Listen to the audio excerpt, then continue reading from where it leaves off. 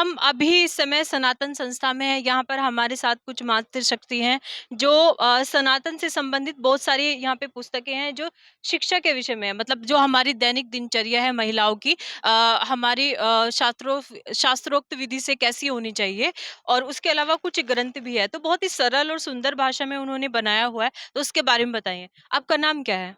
नमस्कार जी, मैं पल्लवी मठपति हूँ। मैं कोल्हापुर से आई हूँ जिले से। आप देख सकते हैं हमारे मतलब ग्रंथ में आप मतलब ये देखिए, स्नान से पूर्व मतलब हम क्या-क्या करना चाहिए। स्नान से लेकर हम भोजन करते हैं, निद्रा करते हैं या फिर हमें मतलब आजकल क्या चल रहा है बहुत फास्ट फूड का ज़माना चल रहा है, जैसे बर्गर, पिज़्ज़ा इसके। तो वो खाने से क्या-क्या होता है, हमें परिणाम पता नहीं है ना, सिर्फ़ टेस्टी लगता है इसीलिए खाते हैं। तो परिणाम अगर हम जानेंगे, तो हम अवॉइड कर सकते हैं।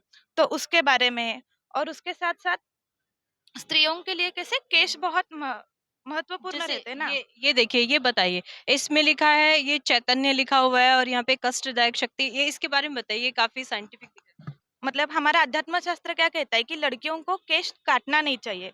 वो क्यों इसमें लिखा गया है? क्योंकि क्या रहता है केश अगर लंबे होंगे तो आप देख सकते हैं इसको मतलब छोर बहुत छोटा होता है। तो कैसे रहता है हमारे वातावरण में दैविक जो शक्तियाँ रहती है, वो इस छोर से हमारे अंदर एंटर कर सकती है। और वही अगर हमने काट दिया तो ये छोर बड़ा हो जाता है और जो काली शक्तियाँ रहती है ना, वो एंटर कर सकती है। इसलिए इसमें से दिखाया गया है। ये देखिए, ये जो है ना, ये डॉट है वो अच्छी शक्तियों के लिए और ये जो काले डॉट है ना, वो बुरी शक्तियों के लिए, ऐसा इन्होंने बताया है।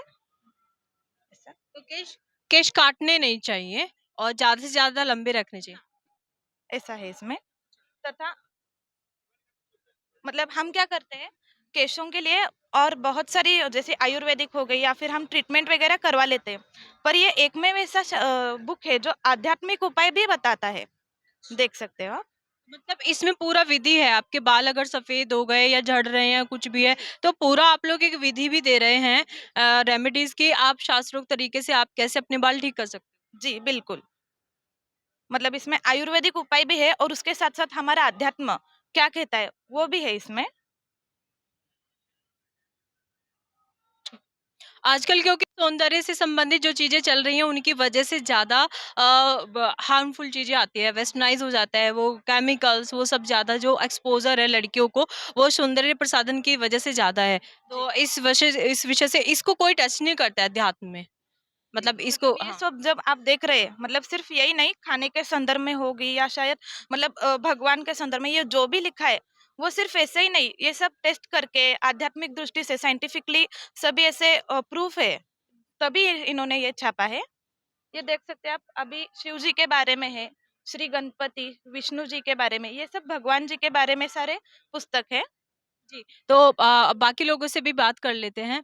तो आपका आपका नाम क्या है? सौ आशा साठे कोल्हापुर से हूँ।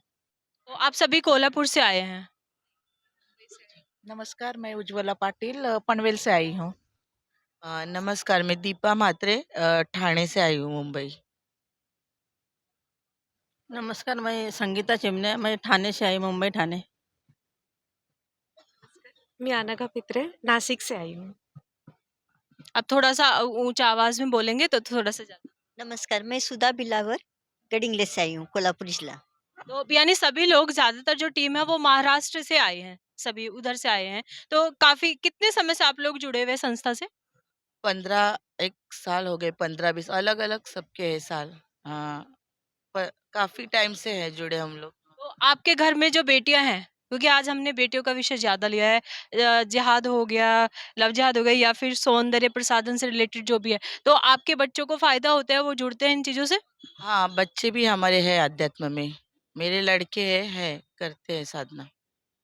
तो जैसे पढ़ाई करते हैं, हमारा एजुकेशन सब कुछ अलग हो गया है, तो उसके साथ और अध्यात्म के साथ सामंजस्य लड़कियाँ बैठा लेती हैं? हाँ, लेती है मतलब अभी पढ़ाई करनी है तो उसको अध्यात्म कैसे जोड़ते हैं कि पढ़ाई करते समय बच्चों को बताया है हमने कि श्री गणेश विद्या की देवता है। तो हमें पहले श्री गणेश को 5-10 मिनट के लिए प्रार्थना, उनका नामस्मरण करके बाद में पढ़ाई करने को शुरुआत करते हैं तो अच्छे से मतलब पढ़ाई हो जाती है। ध्यान में रहता है जो किया है हमने बाहर, वो सब उनको याद रहता है। जी, तो आप सब लोग वॉलंटियर कर रहे हैं संस्था में। मतलब आप अपना योगदान दे रहे हैं, निःशुल्क सेवा कर रहे हैं आप लोग। तो आप लोगों को मतलब इसके साथ में ये काफ़ी अच्छा लगता है। आप लोग हाउसवाइफ़ हैं या फिर आपके प्रोफ़ेशन भी हैं? हाँ, मैं हाउसवाइफ ही हूँ। हुँ, सभी सब आप हाउसवाइफ हाउसवाइफ ही है। हाउसवाइफ। हाउसवाइफ हैं, घरेलू महिलाएँ हैं और वो इतना महत्वपूर्ण कार्य यहाँ पे कर रहे हैं जो अगर आप वर्किंग वुमन हैं, आप भी नहीं कर पाएँगे।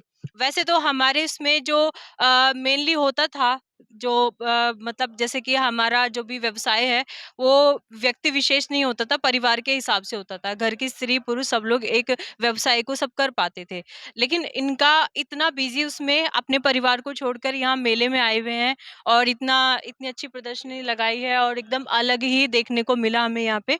एकदम बिना किसी चमक-धमक के सिंपल बहुत ही इफ़ेक्टिव तरीके से यहाँ सभी इन्होंने प्रदर्शनी लगाई है, सब लोग देख के जा रहे हैं। तो आप लोगों का बहुत-बहुत धन्यवाद, आपने हमें इसके विषय में बताया। महिमा है, गुरुदेव की महिमा है, इसलिए हम कर रहे हैं और इसका जो आनंद हमें मिल रहा है, वो पैसों से नहीं मिलता। ये सेवा करने से बहुत ज़्यादा मिलता है। जी, सेवा करने से बहुत ज़्यादा आनंद मिलता है, वो पैसों से भी नहीं मिलता, ऐसा कहना है यहाँ पर आई हमारी सनातनी मातृशक्ति का और उन्होंने बहुत ही अच्छे तरीके से बताया।